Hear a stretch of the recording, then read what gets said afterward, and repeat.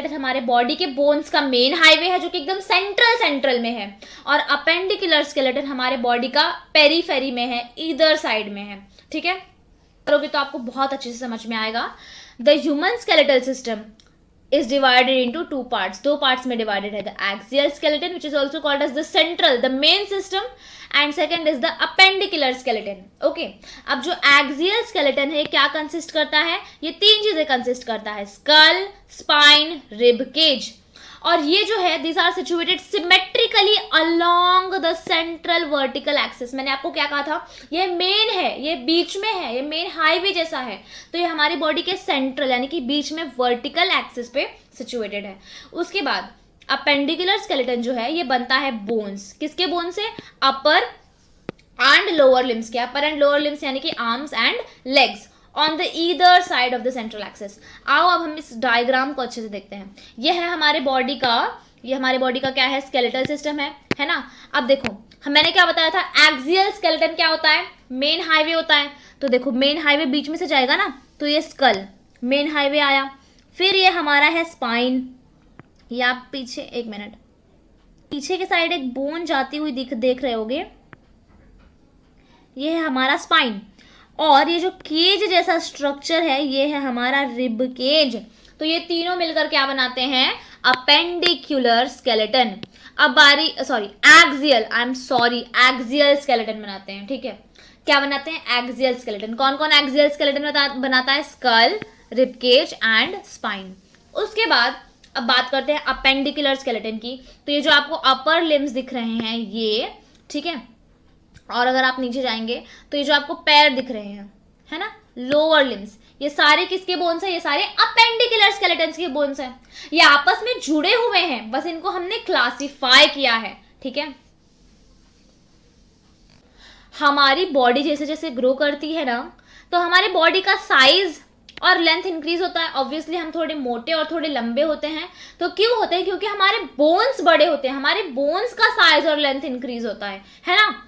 तो ऐसे चेंजेस को हम देख सकते हैं, चिल्ड्रन में देख सकते हैं। अगर एक छोटा बच्चा है ऑब्वियसली उसके बोन्स छोटे छोटे हैं, और वहीं एक अडल्ट को देख लें तो वो उसका बोन्स बड़ा है, इसलिए तो वो टॉल है। तो मतलब क्या जितने बोन्स छोटे थे उस छोटे बच्चे में, क्या उतने छोटे हैं उस बड़े अडल्ट में, बिल्कुल नहीं। बोन्स ने अपने साइज को और अपने लेंथ को इंक्रीज किया है, लेकिन हमारी जो बॉडी है यानी कि जो बोन्स है वो एक सर्टेन लिमिट तक ही ग्रो करते हैं। ठीक है, अब हम एक्सियल स्केलेटन के बारे में पूरा पढ़ेंगे राम कहानी। स्केलेटन में टोटल थे 80 बोन्स, जिसमें से सबसे पहला आता है ये स्कल। स्कल में होते हैं टोटल 22 बोन्स। फिर ये आप देख रहे होंगे ये जो सांप जैसा स्ट्रक्चर है पीछे, ये है स्पाइन, जिसमें होते हैं 33 बोन्स। और फिर आता है ये हमारा रिब केज, ठीक है, जो केज जैसा स्ट्रक्चर है जहाँ पे लंग्स एंड हार्ट्स होता है, वो है 25 बोन से बना हुआ। ठीक है, अब हम लोग एक एक चीज को पढ़ेंगे। जैसे कि सबसे पहले स्कल को एकदम डिटेल में पढ़ेंगे, फिर स्पाइन एंड देखिएगा दो चीजें हैं। देखो ये ऊपर वाला हमारा हेड है, और ये जो नीचे वाला है ये हमारा क्या है, फेस। और ये पूरी चीज को हम लोग क्या बोलते हैं बच्चों, स्कल बोलते हैं। तो स्कल में भी दो चीजें हैं, हेड और दूसरा है फेस।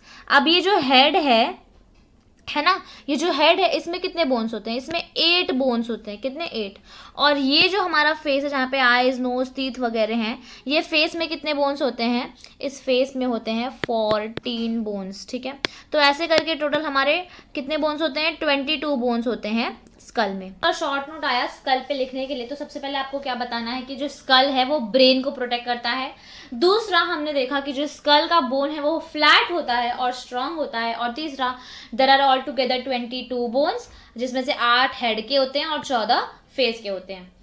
डायग्राम को, ये हमारा पूरा है रिब केज, ये हमारा क्या है पूरा रिब केज। इसमें सबसे पहली बात तो आपको ये बीच में से बॉडी बिल्डर जैसा एक बोन दिख रहा होगा, जिसके ऊपर से बॉडी बिल्डर जैसे शरीर है और नीचे जाके ये ऐसा हुआ है। ठीक है, इस चीज को हम लोग कहते हैं स्टर्नम, यही है हमारा स्टर्नम। ठीक है, इसे हम क्या कहते हैं, स्टर्नम। और फिर आपको देखो रिंग जैसे बोन दिख रहे होंगे, ये एक रिंग, ठीक है, ये दूसरी रिंग, फिर यहाँ से पीछे से आइए ये तीसरी रिंग, ऐसे ऐसे करके आपको 12 रिंग्स इस साइड मिलेंगे, 12 रिंग इस साइड मिलेंगे। यहाँ पे भी 12 है और यहाँ पे भी 12 है। देखो यहाँ पे काउंट कर लो आप, ये सबसे पहला ऊपर वाला 1 2 3 ये 4, ये 5, 6, 7, 8, 9, 10 और ये 11 और ये 12। तो ठीक है, यहाँ पे भी 12 है और यहाँ पे भी 12 है। इन 12 पे इनको हम बोलते हैं रिब्स। इनको क्या बोलते हैं? रिब्स। तो रिब केज में आप सिर्फ ये मत समझ लेना कि खाली रिब्स ही आता है, नहीं, रिब्स के साथ साथ ये बीच वाला स्टर्नम भी आता है। और करें तो ये स्टर्नम तो खाली एक ही है, तो मतलब ये 25 बोन्स में से सिर्फ एक ही स्टर्नम है और बाकी के 24 रिब्स हैं। अब 24 रिब्स कैसे हो गए? देखो बच्चों, 12 ये साइड के और 12 ये साइड के, तो हम 24 रिब्स की जगह हम क्या कह सकते हैं? 12 पेयर ऑफ रिब्स, है ना। तो रिब केज में 25 नोट ऑन रिब्स। तो आप सबसे पहले क्या लिखोगे? रिब जो है वो एक केज लाइक स्ट्रक्चर होता है चेस्ट में। दूसरा ये कि रिब केज में स्टर्नम होता है जो कि एक वन वर्टिकल फ्लैट बोन है। दूसरा रिब्स होता है जो टोटल 12 पेयर ऑफ रिब्स होते हैं, यानी कि टोटल 24। ओके, तो मैंने आपको बताया था कि स्पाइन में टोटल होते हैं 33 bones.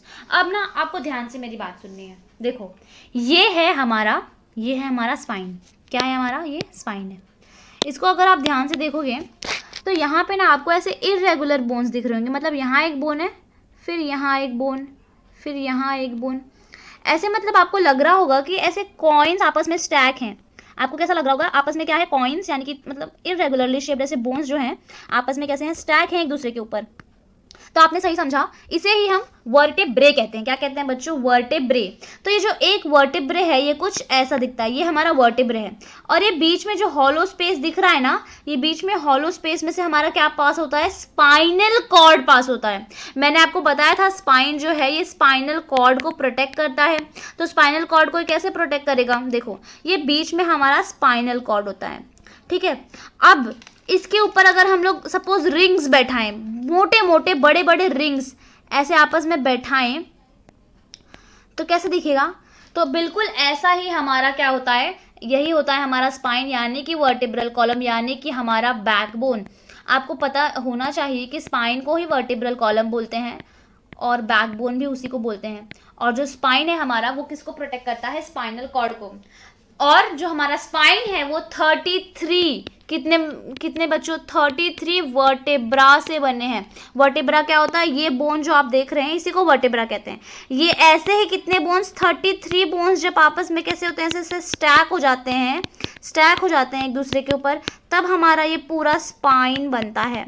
I hope now you are clear. Type of 33 vertebrae which is stacked on each other and it forms vertebral column या फिर spine. Okay? Write a short note on spine. तो सबसे पहले आप क्या लिखेंगे? Spine protects spinal cord. Spine है वो बना है पैडलॉक शेप्ड बोन से, जो कि एक के ऊपर एक स्टैक है, जिसे हम वर्टेब्रे कहते हैं। And there are total 33 वर्टेब्रेस।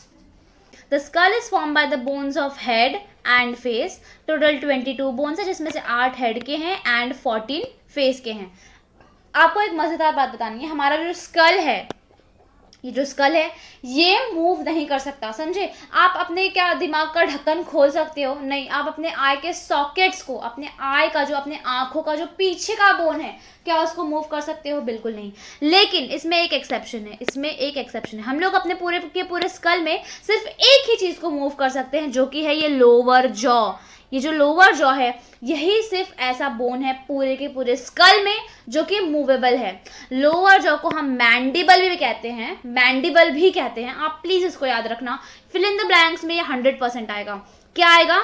Accept for the lower jaw none of the bones of skull can move. और लोअर जॉ में आपको लोअर जॉ लिखना पड़ेगा, लोअर जॉ में अंडरलाइन रहेगा, ठीक है। आगे बढ़ेंगे रिब केज के बारे में। अगर आप लेफ्ट और राइट साइड में फील करें तो आपको रिब्स जैसा स्ट्रक्चर मिलेगा, वही यहाँ पे पूछा है। तो चेस्ट सेंटर में आप चेक करिए, सेंटर में आप चेक करेंगे तो आपको फ्लैट एक बोन मिलेगा, जैसे हमने अभी पढ़ा कि वो जो कि स्टर्नम है, ठीक है। जो केज लाइक स्ट्रक्चर है हमारे चेस्ट में उसी को हम कहते हैं रिब केज। रिब केज में सबसे पहली बात तो एक वर्टिकल फ्लैट बोन है जिसे हम स्टर्नम कहते हैं, और 12 पेयर्स ऑफ फ्लैट बोन्स है जिसे हम, जो कि साइडवेज जॉइंट है, रिंग जैसा स्ट्रक्चर बनाते हैं, और उसे हम क्या कहते हैं? रिब्स कहते हैं। 25 बोन्स है टोटल हमारे रिब केज में, ठीक है। जो कि पीछे जाकर स्पाइन से जुड़े हुए हैं, पीछे जाकर स्पाइन से जुड़े हुए हैं। आप यहाँ पे ध्यान से देखो, ये जो हमारे रिब्स हैं ये पीछे जाके इस स्पाइन से जुड़े हुए हैं, ठीक है।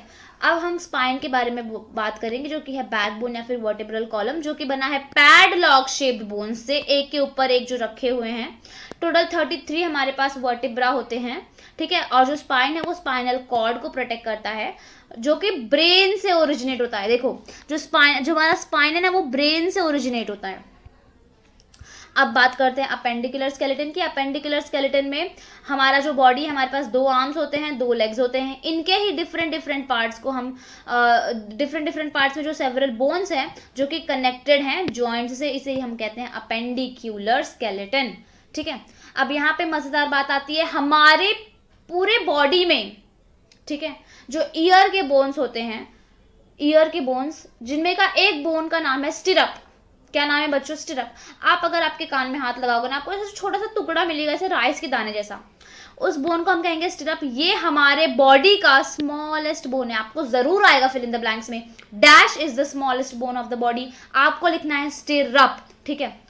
और अब हमारे बॉडी के लॉन्गेस्ट और स्ट्रॉन्गेस्ट बोन की बात करते हैं, जो कि हमारा है थाई बोन। थाई में जो बोन है जिसे हम कहते हैं फीमर या फिर thigh bone. So longest dash is the longest and the strongest bone of body, तो आपको लिखना है फीमर, ओके। तो है ना, ये ऐसे प्लेस है, ऐसी जगह है जहां पे 2 या 2 से ज्यादा बोन्स कनेक्टेड हैं। Joints are the places where 2 और more than 2 bones are connected to each other, ठीक है।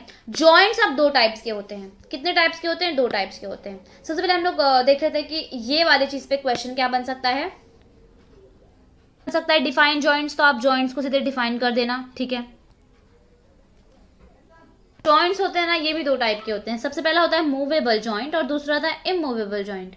मूवेबल जॉइंट ऐसा जॉइंट होता है जहां पे जो बोन्स हैं वो मूव कर सकते हैं, और इमूवेबल जॉइंट्स ऑब्वियसली उसका उल्टा, यानी कि जहां पे बोन्स मूव नहीं कर सकते। मूवेबल जॉइंट्स में भी 3 टाइप्स होते हैं। फर्स्ट है हिंज जॉइंट, दूसरा है बॉल एंड सॉकेट जॉइंट और तीसरा है ग्लाइडिंग जॉइंट। अब हम एक एक करके तीनों जॉइंट्स को समझेंगे। हिंज जॉइंट के ऊपर, तो हिंज जॉइंट का जो एग्जांपल है वो है elbow joint and knee joints, ठीक है। अब एक इसको ना एक वीडियो के थ्रू देखते हैं कि हिंज जॉइंट एक्चुअली में दिखता कैसा है। तो आप इस वेक्टर को ध्यान से देखो, यहाँ पे ये जो हैंड है ये सिर्फ एक ही डायरेक्शन में मूव कर रहा है। देखो ये हिंज जैसा मूव कर रहा है। हिंज मतलब क्या होता है? दरवाजा। आपका दरवाजा एक ही साइड से खुलता है ना, क्या 360 डिग्री घूमकर खुलता है? मतलब अंदर से भी खुलता है, बाहर से भी मतलब खुलता है, ऐसा नहीं है ना। आप जब बाहर से दरवाजे को धक्का देते हो तो दरवाजा अंदर की तरफ ही खुलता है ना। और जब अंदर रहकर दरवाजा खोलते हो तभी भी दरवाजा अंदर की तरफ खुलता है। इसका मतलब जो दरवाजा है वो हिंज जॉइंट के जैसा है, यानी कि वो सिर्फ एक ही तरफ खुलता है, एक ही तरफ मूव होता है। तो ये हमारा एल्बो है और यही हमारा हिंज जॉइंट है। तो ये होता है एग्जांपल हिंज जॉइंट का। ये सिर्फ एक डायरेक्शन में मूव करता है, जैसे कि हमने अभी देखा, और ये 180 डिग्री का एंगल बनाता है। आप देख रहे थे, सपोज ये हमारा ऊपर का आर्म था, ठीक है, और ये हमारा नीचे का वो एल्बो था। ये हमारा एल्बो था, ये सिर्फ 180 डिग्री यानी कि सेमी सर्कल ही बना रहा था, है ना, 180 डिग्री ही मूव कर पा रहा था। तो हिंज जॉइंट जो है वो सिर्फ 180 डिग्री का एंगल ही बना सकता है, और इसका एग्जांपल क्या है? Elbow and knee joint, okay. Socket joint, ball and socket joint जो है वो दोनों डायरेक्शन में मूव कर सकता है, प्लस ये 360 डिग्री एंगल बना सकता है। इसका एग्जांपल है शोल्डर एंड हिप जॉइंट। इसका हम लोग देखते हैं।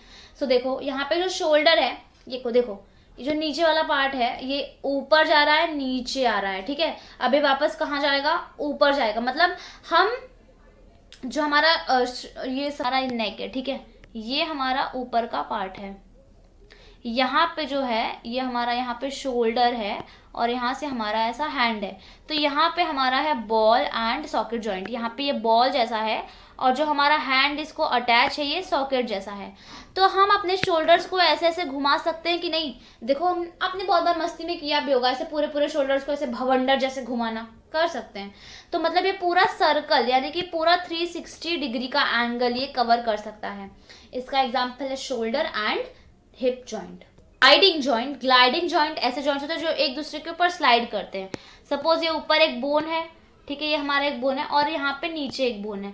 तो ये एक दूसरे के ऊपर क्या करेंगे, स्लाइड करेंगे, सरकेंगे एक दूसरे के ऊपर, तो उसको हम लोग बोलते हैं ग्लाइडिंग जॉइंट। इसका एग्जांपल है रिस्ट यानी कि हमारी कलाई, और एंकल, इसका भी हम लोग देखते हैं।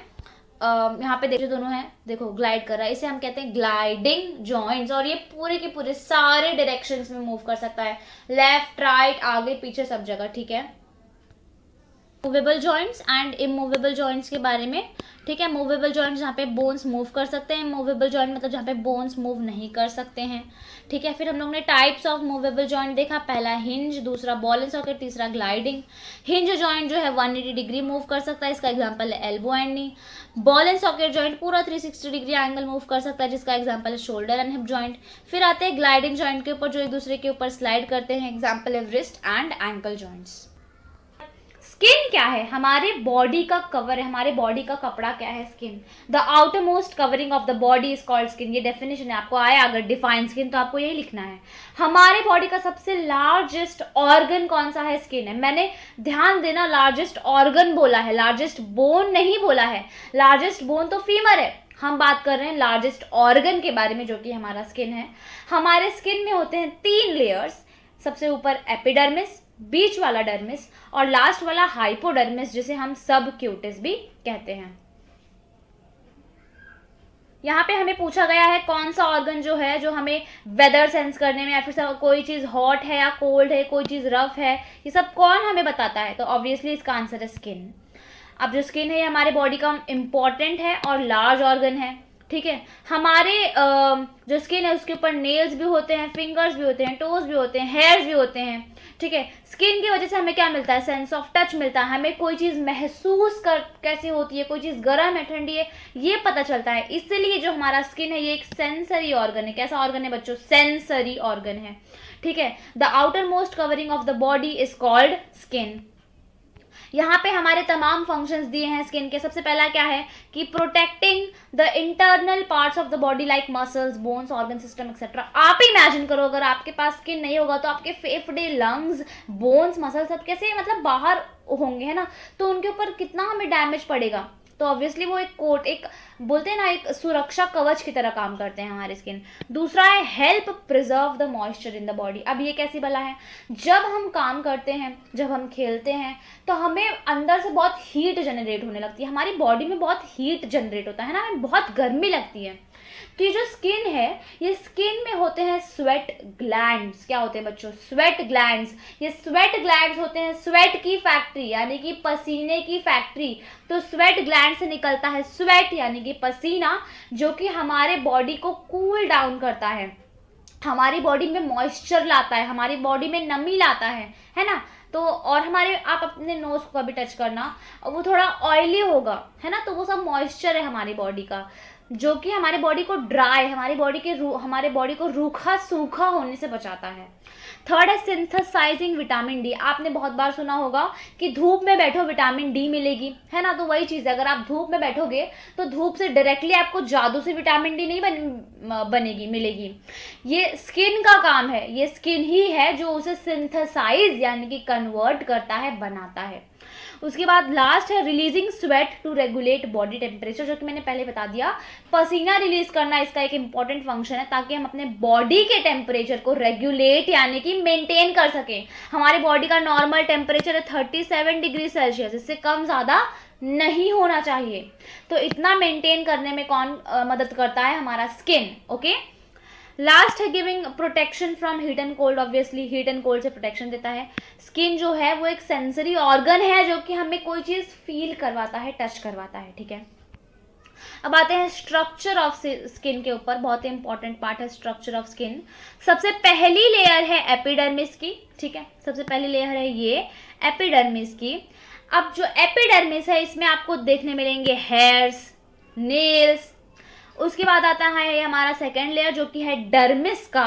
डर्मिस में आपको देखने मिलेगा ब्लड वेसल्स, यानी कि ऐसे पाइप, ऐसी नलियां, ऐसे चैनल जहां से ब्लड घूम रहे हैं, ब्लड आ जा रहे हैं, हमारी पूरी बॉडी में दौड़ रहे हैं।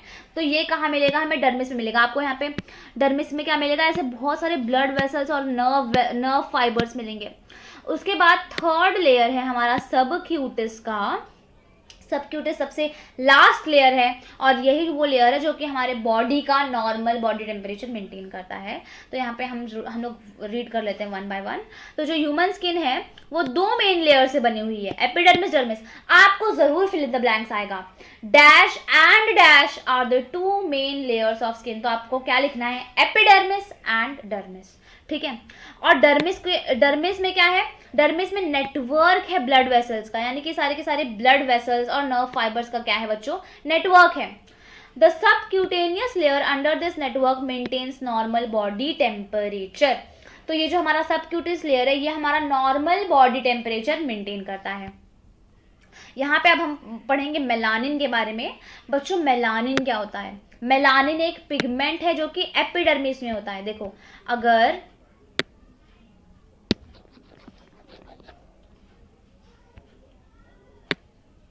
ये जो ऊपर वाला लेयर है ये एपिडर्मिस है ना, ये एपिडर्मिस में आपको क्या मिलेगा पता है, सपोज आपकी स्किन की कलर फेयर है यानी कि थोड़ी वाइट रेंज में है, तो आप में जो मेलानिन है ये कम रहेंगे मतलब थोड़े रहेंगे। मेलानिन क्या होते हैं बच्चों, ऐसे पिगमेंट्स होते हैं, कलर के पिगमेंट्स होते हैं, आप ये समझ लो ऐसे कलर के गुब्बारे होते हैं छोटे छोटे, तो इसको हम लोग बोलते हैं मेलानिन। तो ये जो मेलानिन है ये हमारे स्किन के सबसे ऊपर वाले लेयर में प्रोड्यूस होता है और ये मेलानिन है जो डिसाइड करता है कि हम फेयर होंगे या डार्क होंगे। आपको ये ध्यान रखना है कि हमें कभी भी स्किन के कलर के बेसिस के ऊपर डिस्क्रिमिनेट नहीं करना है। और ये जो मेलानिन है ये हमें अल्ट्रा वायलेट सनरेज से बचाता है, यानी कि जिनके पास ज़्यादा मेलानिन होता है वो ज़्यादा डार्क होते हैं और उनको अल्ट्रा वायलेट सनरेज से ज़्यादा प्रोटेक्शन मिलती है। ओके, नाउ अब स्वेट जो है वो कौन रिलीज करता है, स्वेट ग्लैंड्स। हमारा जो बॉडी का टेम्परेचर वो रेड्यूस हो जाता है 37 डिग्री सेल्सियस पे, जो कि हमारा नॉर्मल बॉडी टेम्परेचर है। तो आपको क्वेश्चन जरूर आएगा कि dash is the normal body temperature, तो आपको लिखना है 37 डिग्रीज, ठीक है। दैट यहाँ पे ग्रैंड माँ के चेहरे पे रिंकल्स हैं और जबकि बेबी का जो स्किन है एकदम कैसा है, टाइट है, ग्लासी है, ग्लोई है। ऐसा क्यों, क्योंकि जो हमारा स्किन है स्किन के नीचे हमें होते हैं फैट्स, जैसे ही हम बूढ़े होते हैं ये फैट्स कम होने लगते हैं और इसी वजह से हमारी जो स्किन है वो श्रिंक होने लगती है। कैसी होती है, श्रिंक होती है और इसी वजह से रिंकल्स आते हैं। नहीं बल्कि हेयर का भी कलर मेलानिन से डिसाइड होता है। अगर आपका कलर ब्लैक है इसका मतलब आपके पास प्योर मेलानिन है, अगर ब्राउन है इसका मतलब आपके पास मेलानिन के साथ साथ सल्फर है, और अगर रेडिश हेयर है तो मेलानिन के साथ साथ आयरन भी है। हमें डिस्क्रिमिनेट नहीं करना चाहिए स्किन के कलर के बेसिस के ऊपर, जो कि बहुत ही रॉन्ग है। और हमें artificial means fair and lovely वगैरह नहीं यूज़ करना चाहिए जो हमें बताते हैं कि आप गोरे हो सकते हैं, बिल्कुल गोरे नहीं हो सकते उससे, ठीक है। ये रही समरी जो कि आप खुद से रीड कर लेना। So till then bye bye, let's end this video, bye.